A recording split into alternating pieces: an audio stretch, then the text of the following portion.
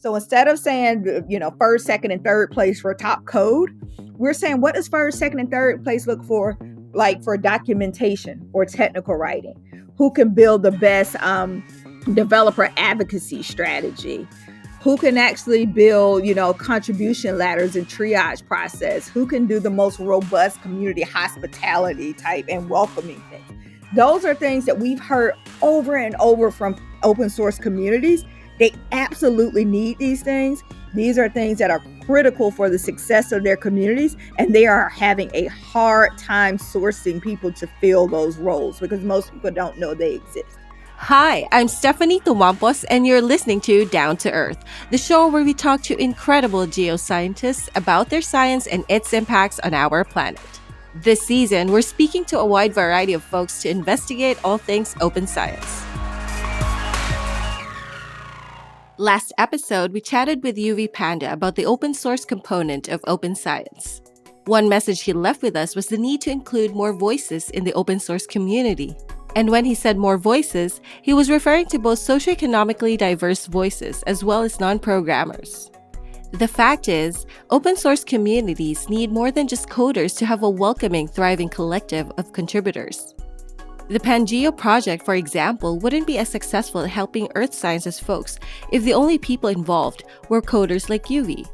UV is certainly an expert with very useful skills, but how would he know what I need for my research if I don't contribute to the community as well?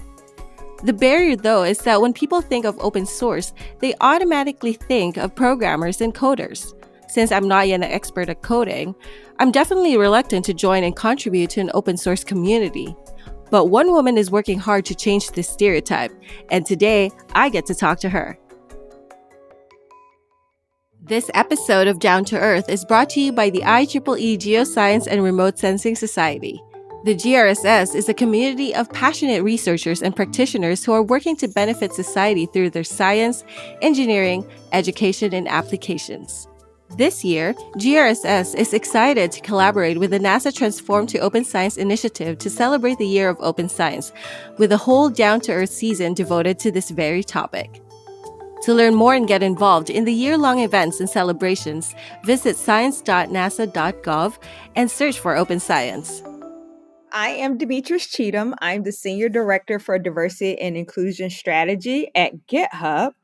And I also have founded an open source community called All In, which I am so excited to tell you about, but I don't want to steal the thunder too soon. So I'll talk to you about that in a little bit.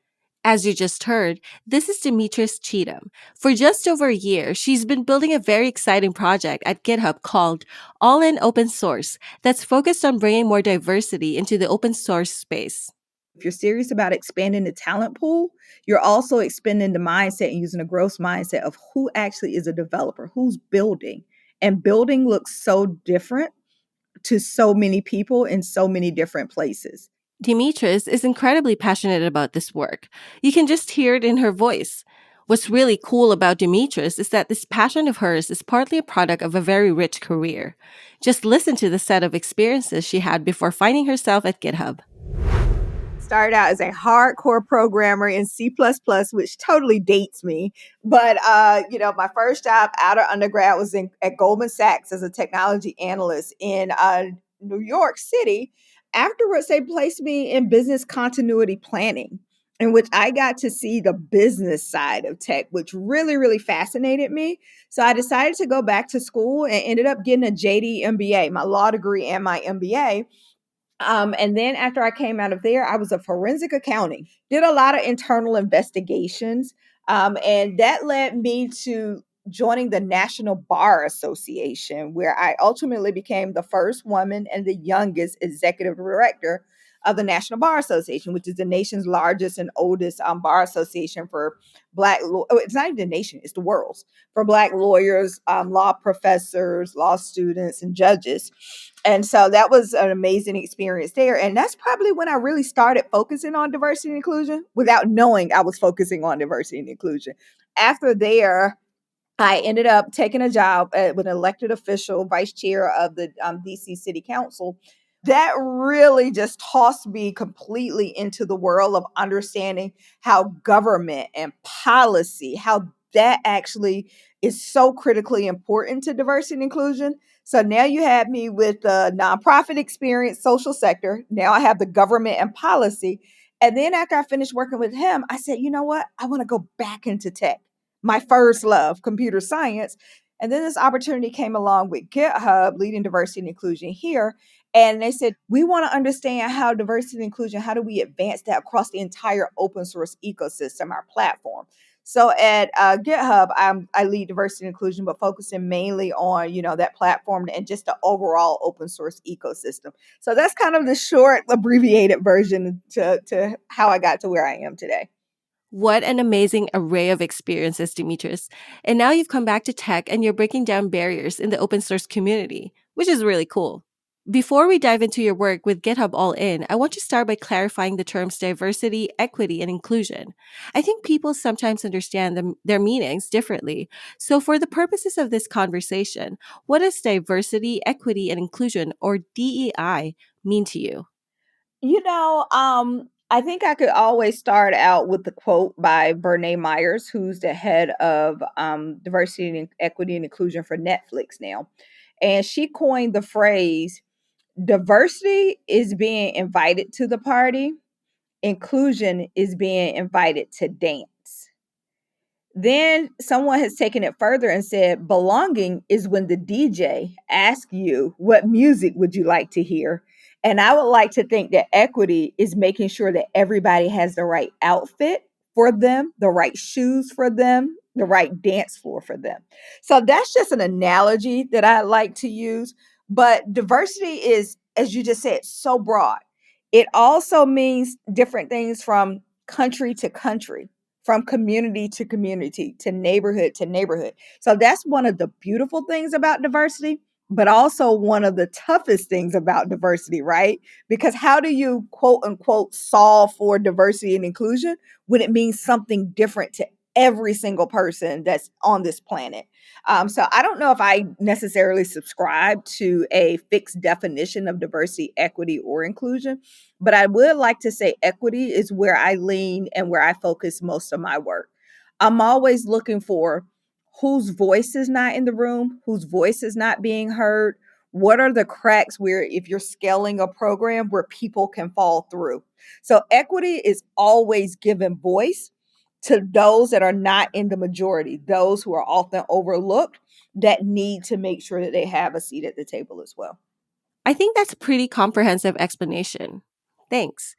Now, you've taken this focus on equity into the open source community. And if I recall correctly, you started with some research, right? Tell us about this work.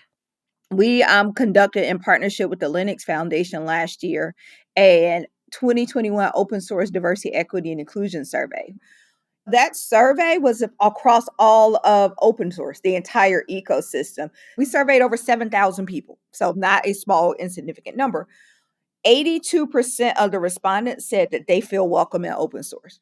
And that was something that was a pleasant surprise. And I can tell you, like, most people would be popping champagne bottles, raining confetti if they got an 82%, approval or high engagement score. But I said, that's not the work of diversity, equity, and inclusion, especially equity. We need to focus on the 18% or the almost 1 in 5 who do not feel welcome in open source, because it's their stories, their challenges, their experiences that are keeping probably millions of others from even trying to get into open source. Mm. And what else did you learn from this survey? Oh my gosh, what didn't we learn? That is a 64-page of just a researcher's dream, like all the data that you could possibly want.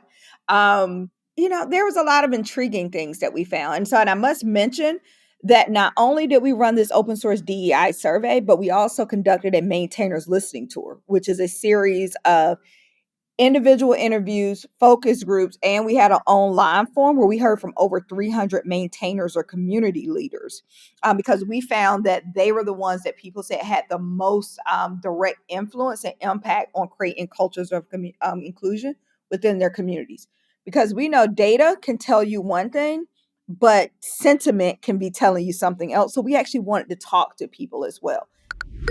Just a quick terminology definition for our listeners not familiar with the open source community.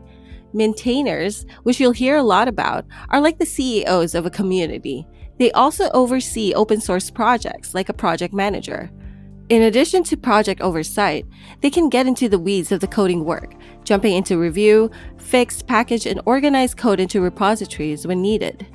There are lots of other roles that make up open source communities, but maintainers are kind of the glue that binds. And as you heard from Demetris, they're an important influence of the culture within an open source community. Now, back to the research findings. When you put the two of them together, you came up with a lot of interesting insights there. One of the things was around the critical need for documentation. And what we heard from overwhelmingly from the community, if you have great documentation, that's the number one way that we can feel like we're contributing, that we're seen, we're heard, and we understand how to have a meaningful impact within your community. So documentation was something that we probably would have overlooked, but for what we saw here, it's critical. The second thing was around code of conduct. What we found was that code of conduct is kind of baseline. Just about everybody have one now. Now, the next iteration is we have to make sure we have enforced code of conduct. But then we started hearing from maintainers around some of the risks that are inherent in them actually enforcing code of conduct. We are programmers, we're tech people, we're not legal, we're not HR. And a lot of times, enforcing code of conduct, you have a lot of those things that are inherent in there. And so that was one of the reasons why we're also now focusing on non-coding contributions, because there's a lot of different things and different areas of expertise, even beyond programming, that we need in these communities in order to make them as inclusive as possible. One of the things I would always say is the most intriguing thing, just for me personally, right? Um, we saw very high numbers of women and people of color who also identified as maintainers or community leaders that felt that open source was just one of the most inclusive places ever. And that was intriguing to me. And I just started digging a little bit deeper. And what we found out in the listening tour was that a lot of those maintainers and women and people of color, they were trying to be a part of larger communities, did not feel welcome, so they went and started their own communities, and that's why they created this very welcoming and inclusive environment. And so that might sound like something to celebrate, and it is something to celebrate, but the question that started coming into me was like, are we now creating this structure that ignores some of the non-inclusive behaviors that are happening in some of these other communities? So we can't use this success or this win as a way to ignore some of the things that are happening over there. And so those were kind of three findings around the documentation, the code of conduct, and this whole concept on why people create other communities. That's really some of three of the most intriguing things. Yeah, those are some interesting findings for sure. So, what are you doing as a result? We are taking the findings from the All-In listening tour. We're taking the findings for the DEI survey, and we're building out All-In for maintainers. What we heard from maintainers was that there's no shortage of podcasts, talks, articles, checklists, conferences, or you name it. Everybody's talking about how to advance diversity, equity, and inclusion. And they said those resources are all over the place. They're getting spam with it. It's just they want to keep up with it, but it's just too much. And when they actually need something, they don't know where to find it. So they said if we could just have this one central location of all of these resources, that would be amazing. And we said, check, we can solve for that. So that's what we're launching first and foremost. The All In for Maintainers DEI Resource Hub. The second thing that they said was, every time someone tells us how to focus on DEI within our community, it's some manual, arduous, very data, like a lot of just typing and these things you have to do. They're like, we're programmers, we're developers. Can't somebody like build a tool or a user interface, write a script or something? And I was like, we can. So we're actually going to have the All-In grant program where we are going to identify some of the tools that those maintainers said that they would love to have. And we're going to actually pay people to build those tools to make them freely and widely available. The third thing that we're doing is this collaboration model. So we want to create kind of this clearinghouse, so to speak. So those smaller communities that need specific DEI type things done in their communities, they can now have larger communities that are going to partner with them, almost kind of like a big brother, big sister model, that they're going to come in and help them and provide those resources. So we're really excited about that. And we think that this is really going to help us really advance diversity, equity, and inclusion community by community, which would then have the ripple effect of all of open source. Through GitHub's All-In for Maintainers initiative, which launched in January, Demetris is also supporting maintainers with their equity and inclusion work. GitHub has also been focusing on bringing new voices into the community through GitHub All-In for Students. We'll share what this initiative does and how GitHub is also expanding beyond coders after the break. Are you a student or recent grad ready to reach your full potential in the geosciences? Then you need to join the Geoscience and Remote Sensing Society.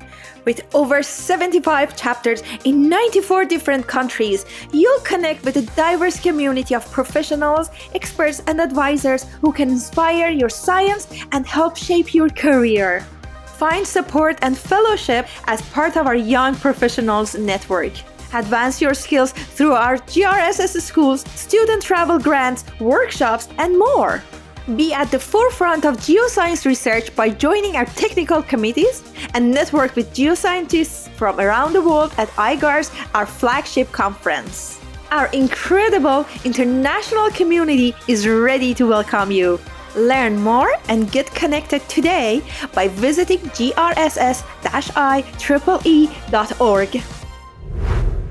Welcome back. Today we're speaking to Demetris Cheatham, Senior Director for Diversity and Inclusion Strategy at GitHub. Through GitHub All-In, Demetris has built resources to assist maintainers with creating cultures of inclusion in open source communities. GitHub has also started a program called All-In for Students, focused on bringing fresh voices into these communities. Last year, we started a pilot with 30 students. These were students that went to minority-serving institutions, which are historically Black colleges and universities, HBCUs, in the United States. We started purposely in the United States, but we are going to expand globally. They were at schools that usually don't show up on any company's recruiting radar. These are students that their GPA might not be indicative of their aptitude to succeed. So instead of us doing an application with an essay and all those things, which reeks of privilege in and of itself, we partner with the schools. We said, look out in your classrooms. Tell us those students that are showing up every single day. They're working really, really hard, but because life has happened, they might not be getting the opportunities that they deserve. So we sourced the students that way. We took those 30. During the first semester of the program, we gave them open source 101. We just taught them the language, what a community is, how to contribute to open source so they would be familiar with it. Then the second semester, we partnered with Major League Hacking, which is an organization that gave them a 12-week, 10-hour per week technical experience so that they walked away with a GitHub portfolio, the technical experience that they could apply to their resume. And throughout the entire year, both of the semesters, we gave them access to career development training. And the whole premise was that if we give them this open source education, the technical experience and that career development, it will prepare them for a summer internship or an internship with one of our corporate partners. Our corporate partners were Microsoft, GitHub, Fidelity, Red Hat, LinkedIn, and Cisco. So out of all of the students that completed the program, those requirements that I talked to you about, 100% of them got jobs in these companies. What's important about this, none of them had ever heard of open source before, and only 2 of them ever had an internship before. So we actually created pathways for these students. And this year, we're scaling. We have to scale, right? Scale while also balancing the impact. We started with 30 students. We're growing it by 10x this year to 300 students. Next year, we're targeting 1,500 students. And our goal is to have 5,000 students go through this program within the next year. Within the next 5 years. Don't let my boss hear me next year. And we're really excited because open science is going to be a part of this with us. We are working on a partnership with NASA, the Research Science Alliance, and we are, in conversations with CZI as well, the Sean Zuckerberg Initiative, to see how we can make sure that the students understand there's a career path in open science for them as well. This is an incredible way of bringing new people into open source. I love it. I wish it had been around when I started coding. You mentioned that many of the students in the pilot had never heard of open source, which to me is one of the big barriers for the open science movement. I mean, it's been around for a while, but still, there are people who know nothing about open source or open science. Why do you think this is the case? That's a great question. I honestly think that most people have been, and this is me talking. I think most people have been exposed to open source, they just didn't know it.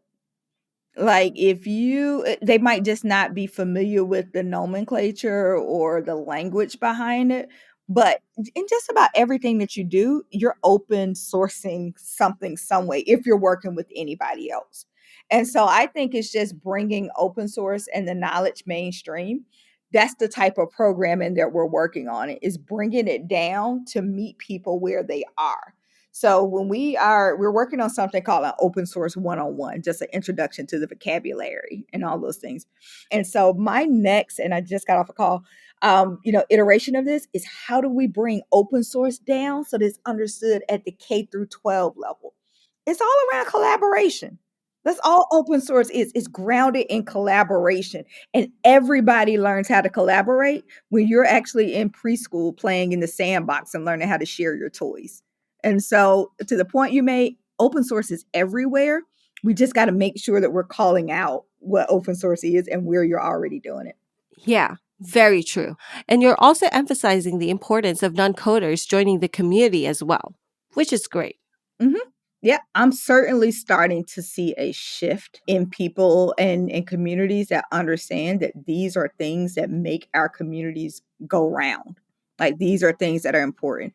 So I think as open source becomes even more prevalent and these communities grow, they're going to recognize that you're not going to be you're going to limit your success if you don't recognize and celebrate and acknowledge those non-coding contributions. So I honestly think that the success of open source is going to push the culture and push the shift.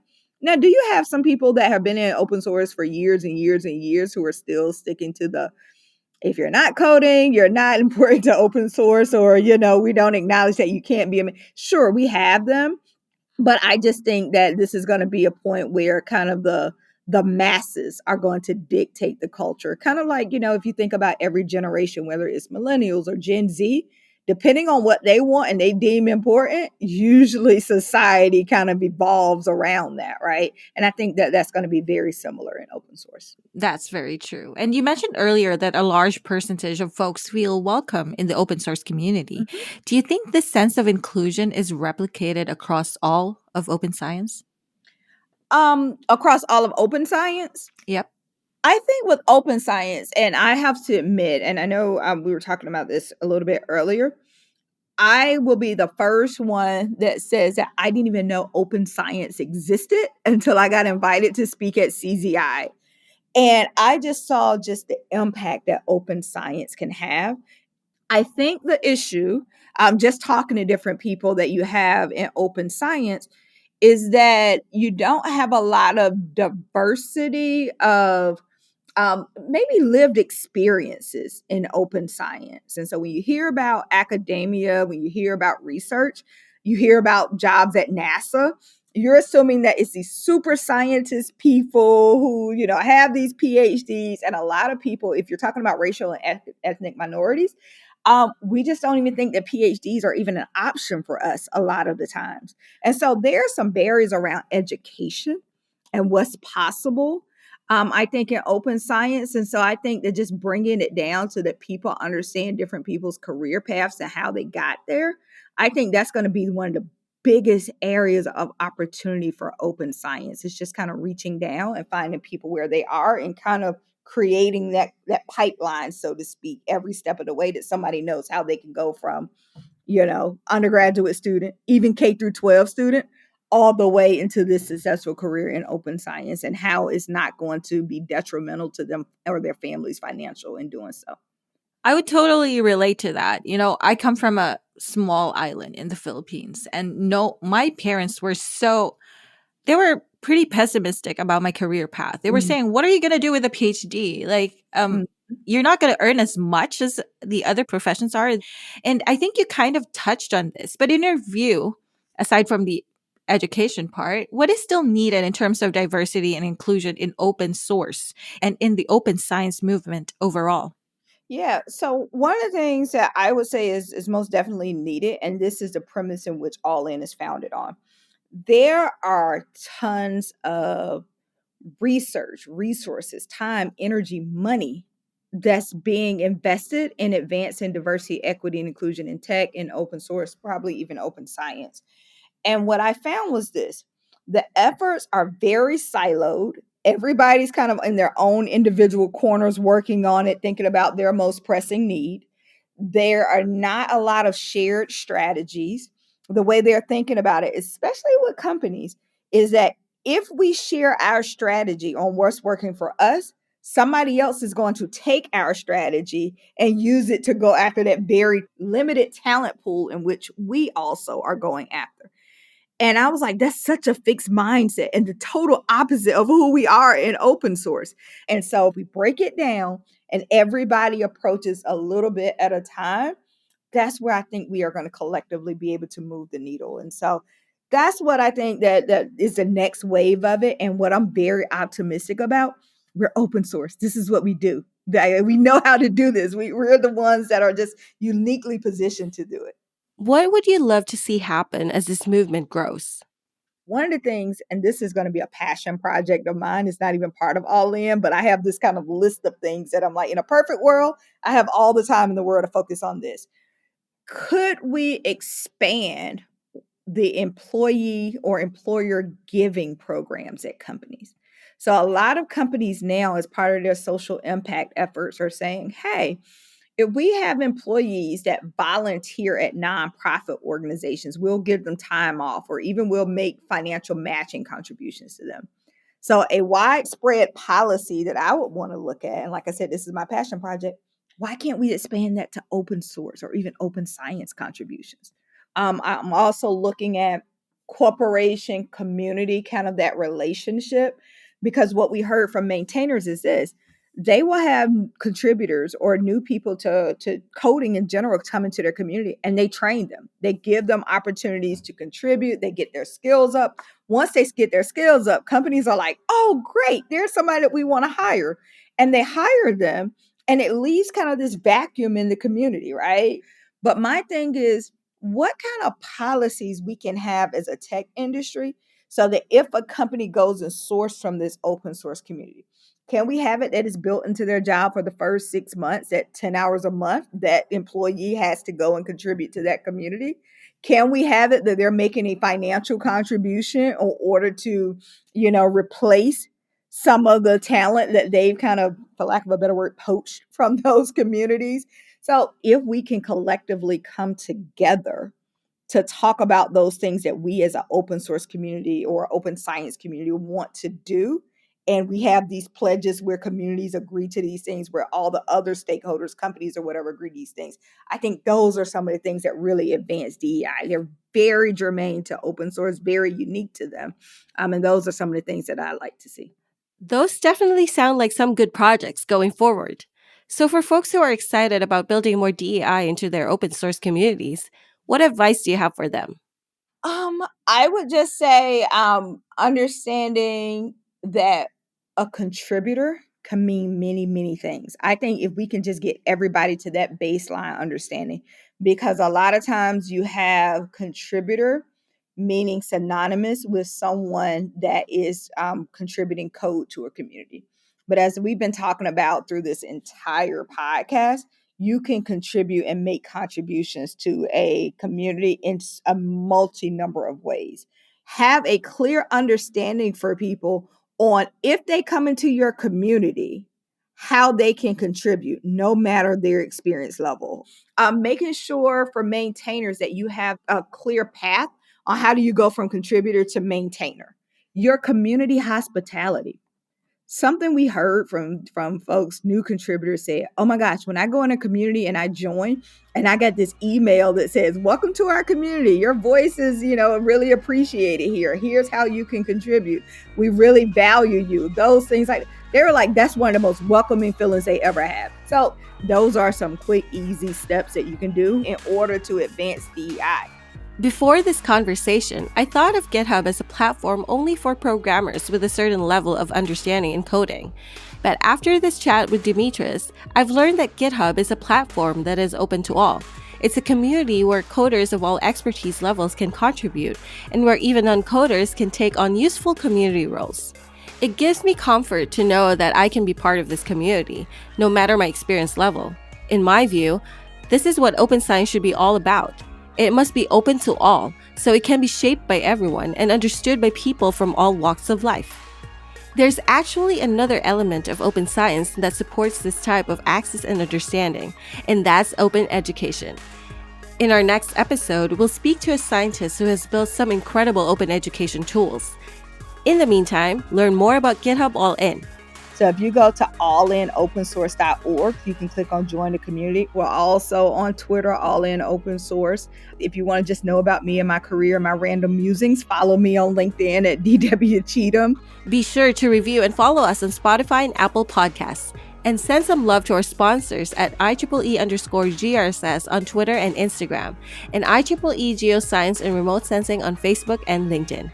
This episode was produced by Nicole Bedford from Nicole Bedford Films with help from me, Stephanie Tomampos. Graphics and design by Mylene Briggs of Kila Media. And a special thanks to Yvonne Ivy Parker and Keely Roth for their support. I'm Stephanie Tomampos, and you've been listening to Down to Earth.